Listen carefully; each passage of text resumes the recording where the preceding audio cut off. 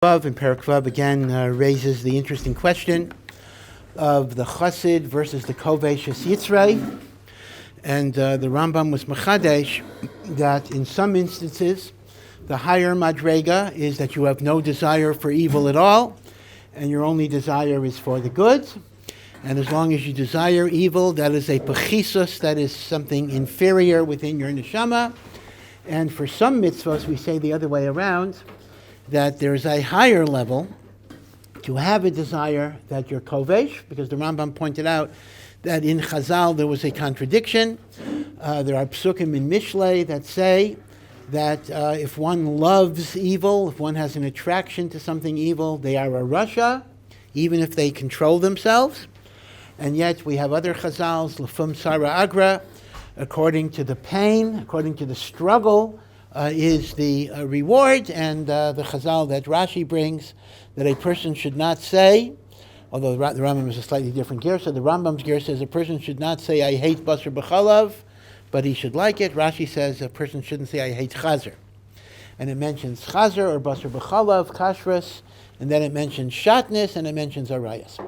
So the Rambam's chiluk, which implies, in other words, that it is superior to struggle and be kovesh your yetzer hara rather than reformulate your desires and your yearnings. And the Rambam's chiluk was that it depends on whether it's something that's relevant to Middos and character or it's a simple prohibition.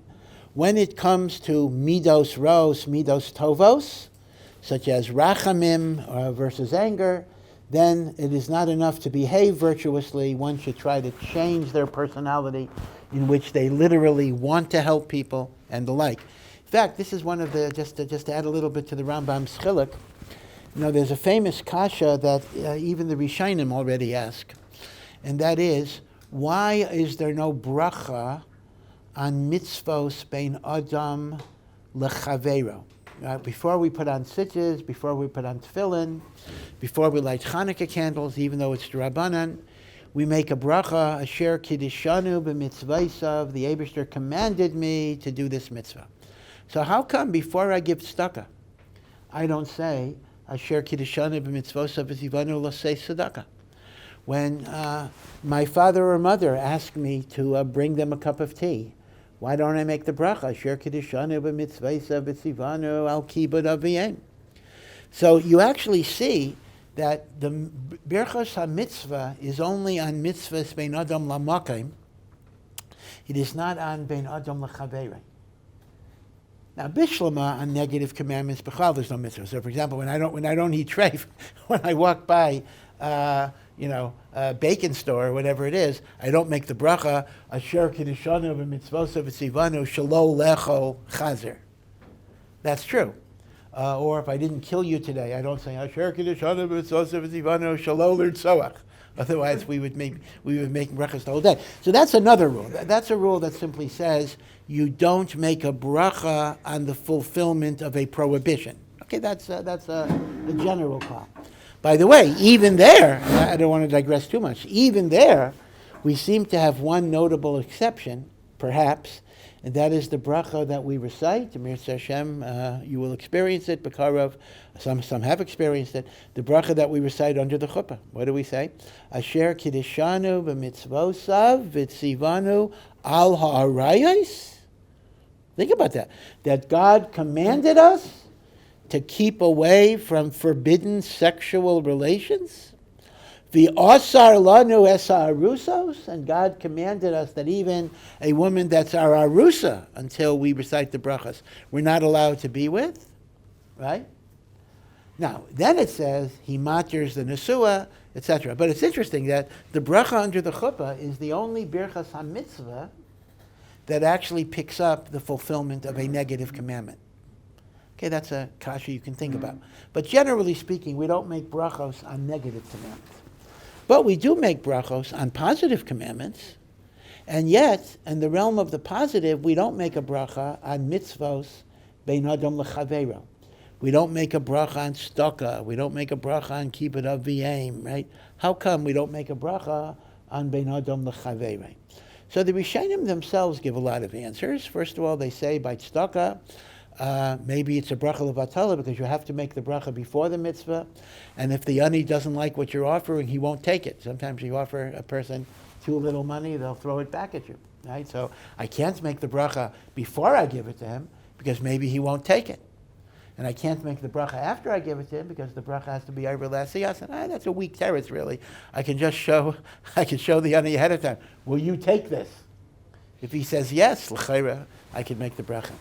But the Alter of Slobodka says a teretz. The Alter of Slobodka has a beautiful teretz, and I think it mamish fits what the Rambam says.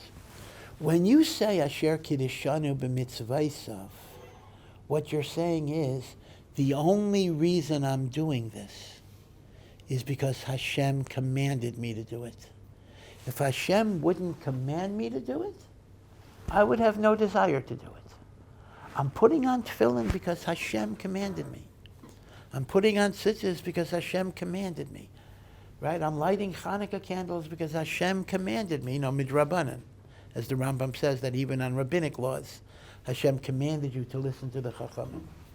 So if I were to say by tzedakah, I'm giving tzedakah to the ani because Hashem commanded me to give tzedakah.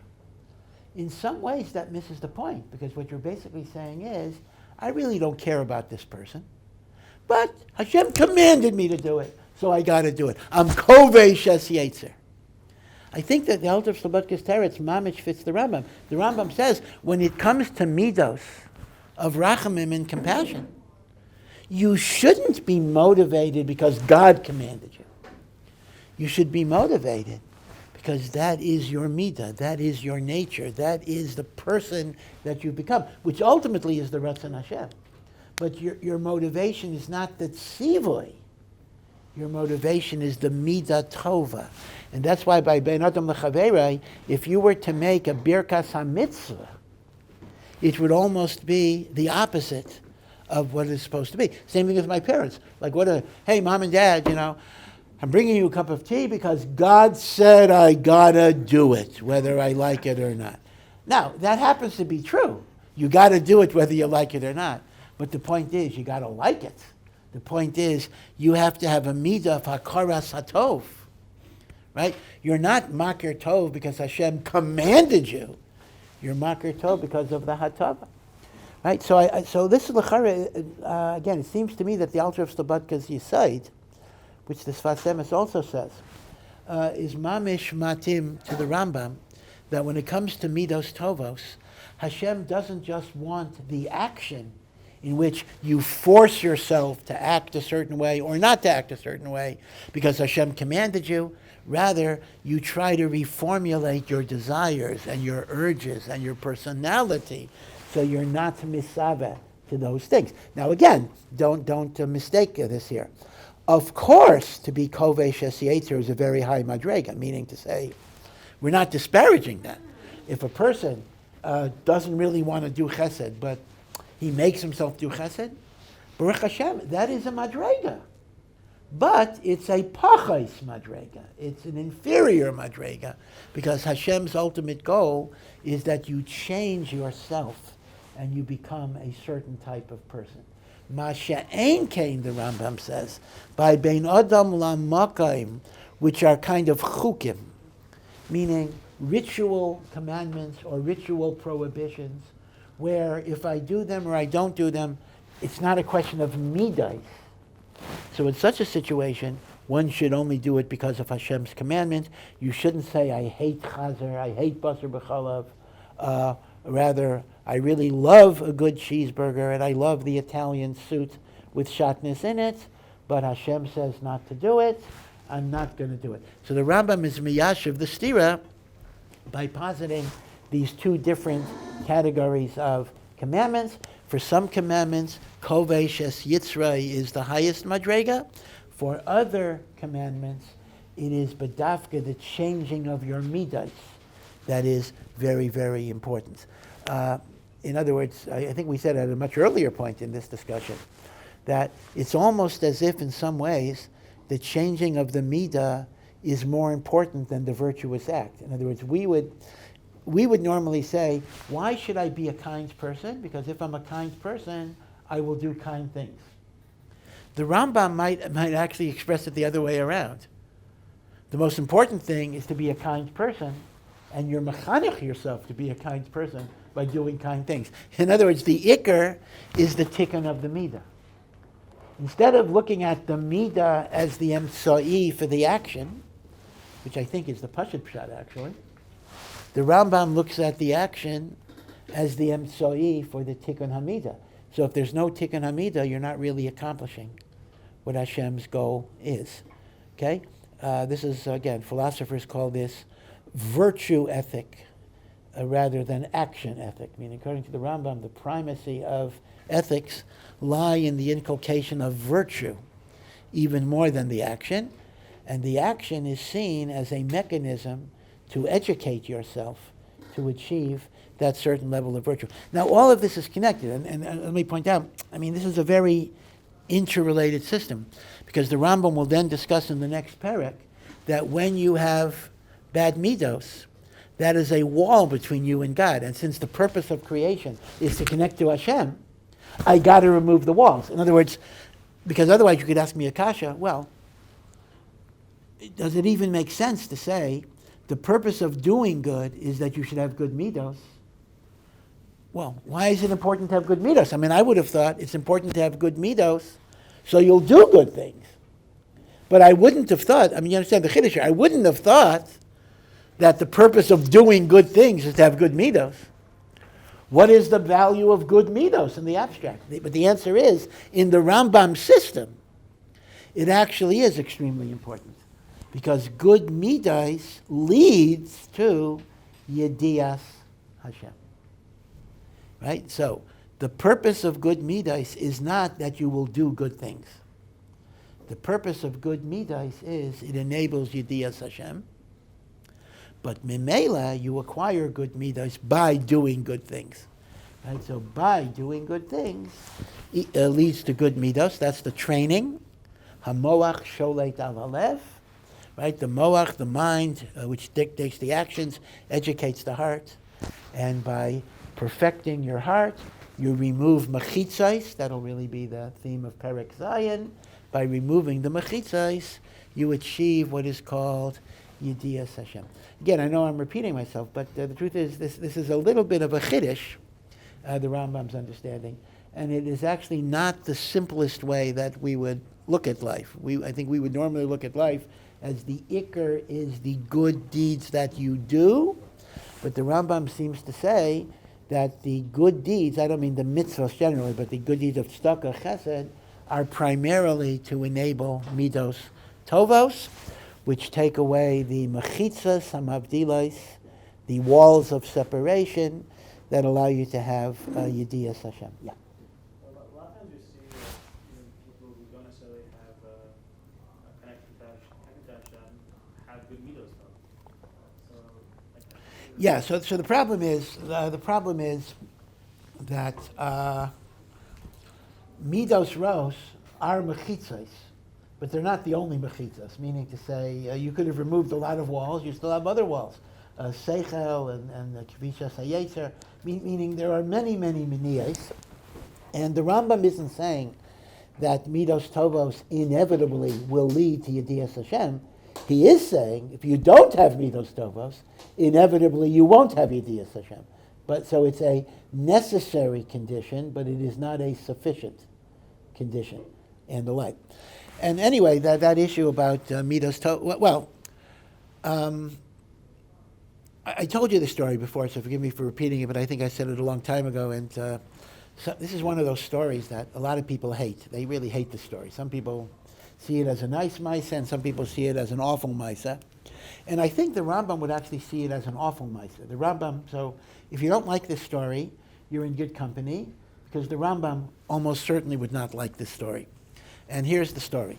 There was a Hasidic Rebbe who gave out tzedakah all the time. People brought him a lot of money. Every single penny that came through his house, for many, many different reasons, was all given to tzedakah. He lived b'anius, he lived b'dachas, because he had such a leiv tov that every single person who needed something got from him. Baruch Hashem, one day, the Rebbe seemed to have changed. People came to him for tzedakah. He didn't give anything. He didn't give anything. People would cry and they would sob and they would beg. And he said, get out of here. I don't want to do anything for you. And this went on for a while. Nobody understood what happened to the Rebbe. And then one day, after a while, he just started doing everything that he was doing as in the old ways. So what's the pshat? Somebody asked, like, what's going on here?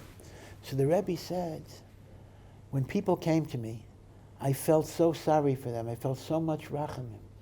So I was giving tzedakah, but I wasn't giving tzedakah because Hashem commanded it. I was giving tzedakah because of my personal emotion. But the Rebbe says that is not Avdas Hashem. And Eved Hashem does things because of Hashem's commandment. So the Rebbe said, I wanted to train, and this is where people hate this, I wanted to train myself to be cruel and unfeeling and not have rachamim at all. And I trained myself by being selfish.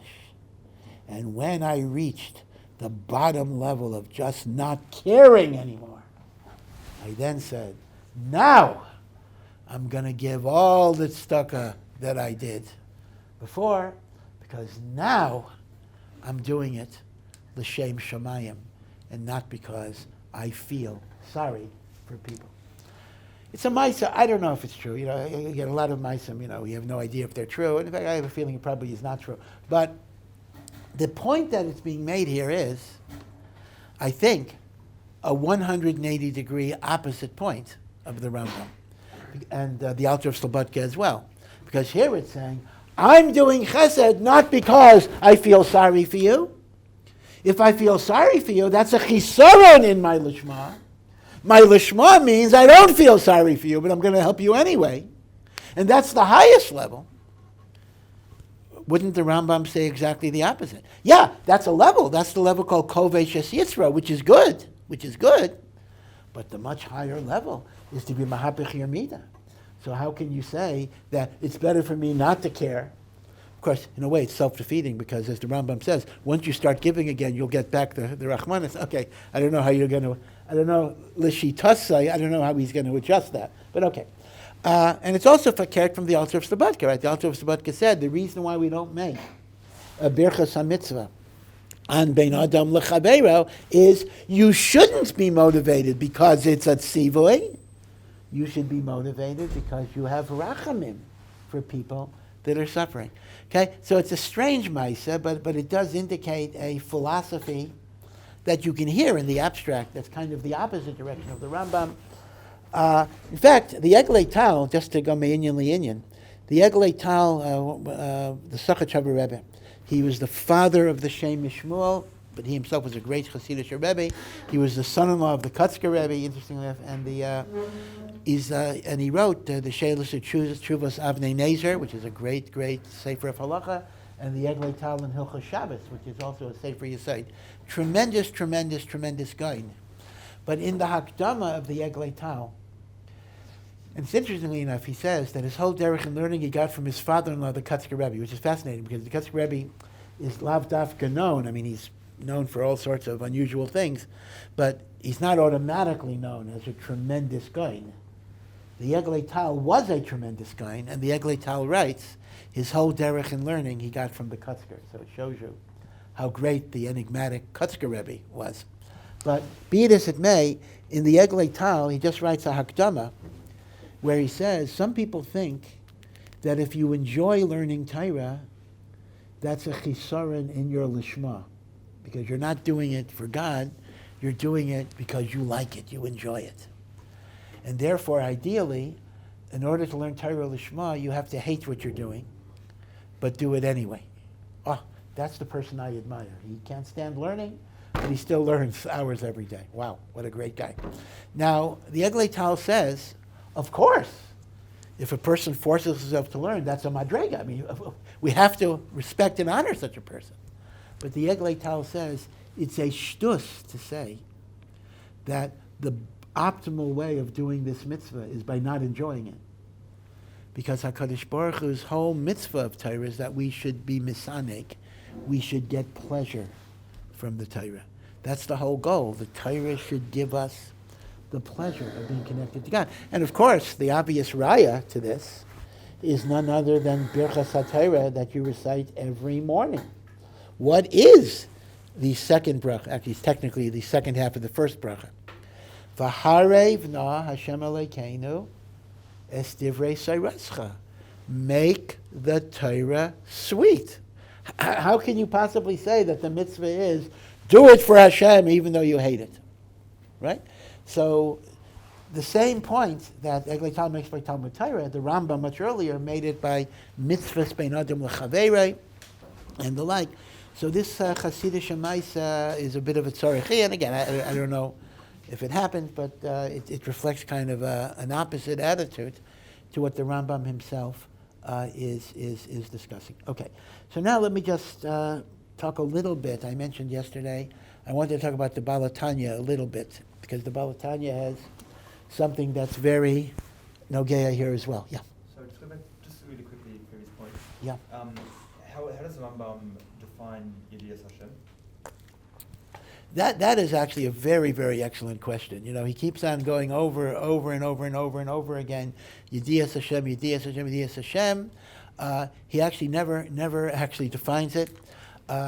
He gives mishalim, but the mishalim themselves are not so illustrative. He says, for example, the same way when you know a person, you can visualize how that person is distinct than other people. Meaning, you see somebody from the back, you don't know, but when someone has you see them from the front and you know them, you can differentiate them from Ruvain, from Shimon.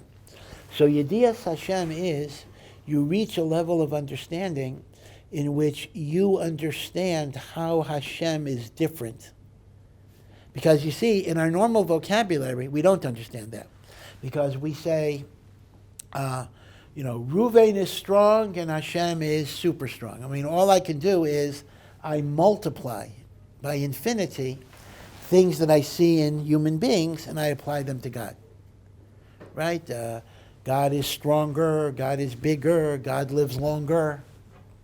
But the Rambam says that's not Yedias Hashem yet, because you cannot identify how Hashem is distinct from anyone else. But again, that really doesn't help us that much, because indeed, none of us have achieved that Yedias Hashem. But the Rambam points out, says that there is some madrega in which you would understand the uniqueness of HaKadosh Baruch Hu, and then you would be connected to Him. And that creates a biblical yediyah, right? Just like it says, Adam knew Chava, for Tashma Shamita, so that refers to an emotional chibur. That's by the chibur of the mind, you feel emotionally connected to God, and then it turns into love. It's a very interesting point. You know, people look at the Rambam as a philosopher, and which he was, and they tend to look at a philosopher as cold, unemotional, rational, computer-like. But the truth is, for the Rambam, a philosophical understanding of Hashem actually leads to a passionate love which you cannot tear yourself away with. The Rambam uses, frankly, sexual imagery in Hilchos Tshuva, where the Rambam says a person should be so lovesick with his connection to God that it would be like a man that is obsessing over being with a woman. But you get there by this intellectual contemplation, the intellectual contemplation itself. By the way, the Balatanya was very, very influenced by this type of model of Chabad. The Chachma Bina V'das creates an Avas Hashem. So the truth of the matter is, it's not as fully defined as we would want, but the Rambam does say there are many mechitzos that separate us, and Middos Reis are one of the primary mechitzos that separate you from that communion with HaKadosh Baruch Hu. Everyone knows, it's Baruch Hashem, it's gotten more popular in recent years, that even in the Litvish yeshivas, people learn Sefer HaTanya, which makes sense in many ways. The Balatanya was, the Alter Rebbe, Rav Shneur Zalman, was a Litvak, that's what he was known as, the Lithuanian Talmud of the Mezritcher Maggid, and the title of Tanya is only the first word of the book. Tanya, he's quoting a brisa, right? So the Tanya has several chalakim, but the first and largest chalak of Tanya has its own name. It's called Sefer Shel Beinonim, the book of the middle of the rotors. The book of the middle of the rotors. That is chalak aleph, by far the largest part of the Tanya. Or one might even translate it, the book of the mediocre. That doesn't sound so inspiring, actually. But here is the thing. We have three terms Chazal use. Tzaddik, Rasha, Benoni. Tzaddik, Rasha, Benoni. It's very nogea, Rosh Hashanah, right? Tzaddikim are inscribed for life, and Rishayim are inscribed for death, and Beinonim are given a preliminary judgment on Rosh Hashanah and a final signing on Yom Kippur. Even the word tzibor, it's a famous word. I don't know the original makor of this. Tzibor, congregation, is Rashi Tevos. Tzaddikim, Beinonim, Urishaim. A congregation of Jews has all types. Tzaddikim, Beinonim, Rishayim. What is the translation or the definition of tzaddik, Rasha, Benoni? So the Rambam has a very kind of literal definition. A tzaddik is any person who has more mitzvos than averos. So if you're 51-49 on the mitzvah side, you're a tzaddik.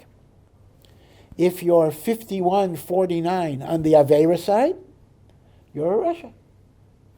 And if you're 50-50, that's a Benoni. A Benoni is 50-50. Now, the truth of the matter is, this is a very, very difficult definition. Now, first of all, the Rambam does make the point that this is not strictly numerical. Rather, Hashem has a qualitative handicapping of mitzvahs and averos, meaning sometimes a mitzvah might be equal to 10 million averos because of your mesiras nefesh. And sometimes an avera might be so bad that it's equal to 10 million mitzvahs.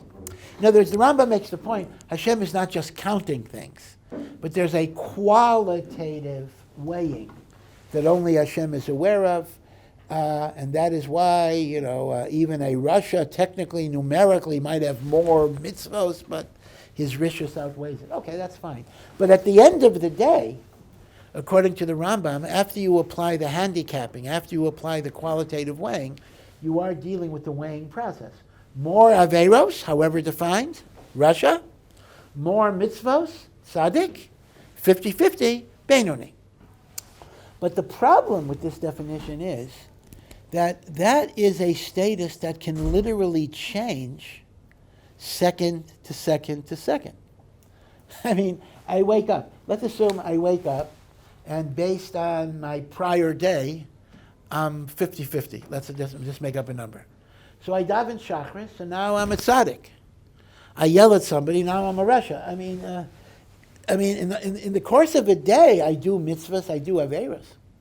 So is it mistavra that a fundamental classification system, such as tzaddik, rasha, benoni, is so unstable that it changes by the minute, changes by the second? Like, what's going on? So because of this, and other reasons as well, Rav Shneur Zalman, the Baal HaTanya, has a very, very radical reformulation of the definition of tzaddik, rasha, benoni. It does not refer to rubo zechuyais being a tzaddik, or rubo aveinais being a rasha, or machza al machza. He basically says a benoni is actually a tzaddik. We would call him a tzaddik gomer. A benoni is someone who doesn't commit any sins at all. We would call him a perfect tzaddik. But what makes him a benoni is he is still struggling with the Yetzer Hara. So Benoni is the overwhelming majority of Jews who want to be good and try to be good. But as long as you live in the world of struggle, you are a Benoni. A tzaddik is someone who has either killed the Yetzer Hara or doesn't have a Yetzer Hara. He says there are unique souls that may not have the Yetzer Hara. Now, what's interesting is, here's what the Baal HaTanya says. You can't, I mean, this is where the Ramchal would argue. The Baal HaTanya says you can't make yourself a tzaddik, in my sense. Sometimes God will give you the gift, and sometimes God will not give you the gift. Tzaddikim are created. They are not self-made. There is no such thing as a self-made tzaddik. Rather, a person that is a Benoni who lives in the world of struggle can fight that war and win that war and persevere with that war. And he gives tremendous nachas to God, much more than maybe the tzaddik, who doesn't live in that world of struggle. Now let me explain this. If you look at the Hakdama to the Tanya, you actually see that the Tanya was written as a psychological manual of chizuk for his Hasidim. Now, the Alter Rebbe was getting more and more popular. More and more people were coming to him for guidance, for chizuk, and the like. And at some point, he was not able to see that many people in person. He just didn't have the time, right? Too many people were coming. So he wanted to write them teachings that they could absorb because he was not able to see them in person. Essentially, it's kind of a counseling session. Now, what were the types of questions that were bothering these Hasidim? They were not maybe some of the questions we ask here. They weren't asking, how do I know there's a God? How do I know the oral law is emes? How do I know Maimed Har Sinai? Everybody who came to the Alter Rebbe didn't have any problems there. They believed in Hashem. They believed in Torah min Hashemayim. They were not questioning Torah Shabbal Peh. So what were they asking the Rebbe? They weren't asking him for proof for Maimed Har Sinai. They were expressing a spiritual pain. They were saying, I'm working on myself. I'm striving to serve Hashem. I'm doing tshuva. I'm davening. I'm learning. Why am I still struggling with my Yetzer Hara? Why can't I vanquish it?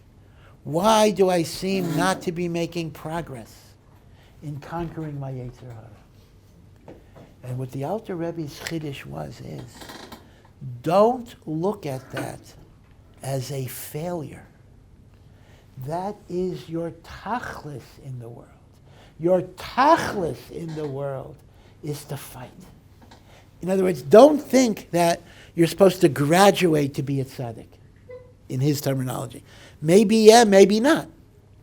That's a matana, that's a matnas chinam, and that's ka'ein olam haba, meaning sometimes Hashem will give you olam haba in this world. You can't expect it. And if you don't achieve it, the message was, that doesn't mean you're failing. That means you're giving nachas to Hashem by the struggle that you're going through. Now this, I think, may be going a little further than the Rambam. This might even refer to struggles in my Middos as well. So you understand how, I mean, the Tanya is very profound. There's a lot of Kabbalah and it's very deep. But if we had to reduce it to one sentence, Sefer Shel Beinonim, it is telling the person who lives in the world of struggle that you will not be able to be a tzaddik in the sense of not having the desire for evil. But you will be a tzaddik in the sense of fighting it and being victorious. And that gives Hashem more nachas. And indeed, because of this, the Baal HaTanya writes that the Benoni may give Hashem more nachas than the tzaddik, because the tzaddik is not working. Now again, if the tzaddik killed the Yetzer Hara because he did go through the work, that's a separate thing. But some people are born without those Yetzer Haras. Some people are born without certain types of Yetzer Haras, l'chol hapachas. So this is why it is called Sefer Shel Beinonim, because the Baal HaTanya's point is, a Benoni is not a 50-50. A Benoni is any person who struggles. And that can range from the tzaddik to the rasha, if you're living in the world of struggle. Now, a tzaddik is someone who no longer lives the world of struggle. And a rasha is somebody who's so far gone that he's no longer struggling. He's totally surrendered to the evil. Now, there is a tradition that the Alter Rebbe wrote, a companion book to the Tanya, because the Tanya is the guidebook for the Benoni. The Benoni is, as the Balatanya defines it, would be close to 100% of the population. Meaning you can be the Gadol Ador and you're still a Benoni, because there's the Yetzer Hara you're struggling with. In other words, it's not a measure of how righteous you are. You can be absolutely righteous, but you're a Benoni because you're struggling. So legend has it that the Alter Rebbe wrote a companion book called Sefer Shel Tzadikim, because you do have a real problem. What's the purpose of a tzaddik's life? Don't have a Yetzer Hara. Why am I here? Good question. I mean, it's not a practical question for us. We don't need to have a practical answer because we're not that. But like, why would a tzaddik even be in the world? So the Alter Rebbe, it said, wrote a book for the tzaddikim as well, and that book got burnt. And we don't know. We don't know what it said. And then Chabad also has a Messiah that Likutei Maharan, Rav Nachman of Breslov, is the Sefer for Rishayim. Now, that sounds very insulting or negative. It's not really. In other words, when a person is so far gone that the Yetzer Hara seems to have possessed him, so Likutei Maharan can take him out of that imprisonment. And then he's ready for Tanya, because now he can be a Benoni. So basically, Chabad was Moda, that Breslov is for the people without any hope. Breslov might be their only hope, but then get them out of Breslov and get them into Chabad once you've taken them out of their prison. Okay? So the point basically is that the Balatanya, or the Sefer Tanya, again, it's very deep, but one should also understand that the Alter Rebbe had a pedagogical and psychological reason for writing this, and that is to give chizuk to people who, even after many years of Avodas Hashem, are still struggling with things. And the Rebbe says, that doesn't mean you failed, and that doesn't mean you didn't graduate into the higher madrega. This is your madrega. This is your avodah. This is your sechar. This is the nachas you're giving to Hashem. That's a very beautiful idea that can help people. Again, it's built on the Rambam's idea of kovesh yitzray, but I think it goes beyond it, because the Rambam looked at kovesh yitzray legabi the bein adam lamakam. This may even be true for the bein adam lachavero. Yeah. There's a Balatanya, he says that people are still struggling. Does that mean people are like struggling but not necessarily falling to it, or? Well, he says the following. He says the Benoni is expected by Hashem to perfect himself in speech, in maisa, and even thought. So, until you do that, you're failing as a Benoni. You are a Benoni, but you're failing because you haven't achieved your tachlis, and that is your goal. Your goal is not to become a tzaddik, but your goal is, within the framework of Benoni, to perfect your dibor, your maisa, and even your machshava. Okay? And again, the point basically is, now I do want to point out that Lanias Daiti, it seems the Ramchal in Mesilas Yesharim seems to be chaylik in this, because the highest level in Mesilas Yesharim is the madrega of kedusha. And kedusha basically is, you've conquered your Yetzer Hara, you no longer have these struggles. And the Ramchal writes that every single person can reach the madrega of kedusha. It starts off with your ishtadlus, and then it becomes a matana. It is a matana, but it's a matana that Hashem makes available to everybody who put in the work. So you have to be misplain a little bit. In other words, according to the Balatanya, the madrega of tzaddik is not attainable by a human being at all. It's almost Hashem as a cheshbon, who gets it, who doesn't get it. You cannot expect it as part of the end of your avodah. And that can make a person a little sad, but it can also remind a person that my struggle is not a failure. The Ramchal seems to say that there is kind of a natural graduation process that one could eventually reach. So there are different dayas about this. Yeah?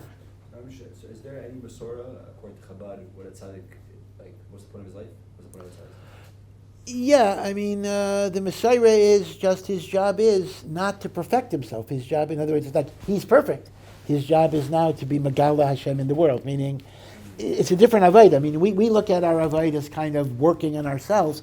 The tzaddik is not working on himself, but the tzaddik is there to bring Hashem into the world. It's more of an externalized Avodah. Okay, see you.